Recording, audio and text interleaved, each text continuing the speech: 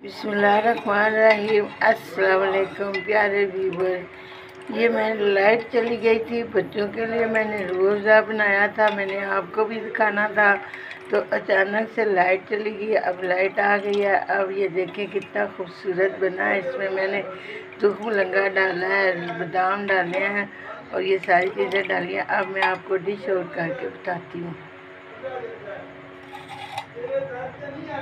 बिस्मिल्लाहिर्रहमानिर्रहीम। ये मेरा प्यारा सा ग्लास है, तो अब मैं इसके अंदर डिश आउट करती हूँ। माशाल्लाह माशाल्लाह, ये देखें जी, माशाल्लाह माशाल्लाह माशाल्लाह, ये बड़ा ज़बरदस्त बन गया। आपको अच्छा लगे तो शेयर करें, लाइक करें, सब्सक्राइब करें और ये देखें, अपनी दुआओं में याद रखें। और देखें ये कितना खूबसूरत है, पिस्ता बादाम डाल के मैंने बनाया।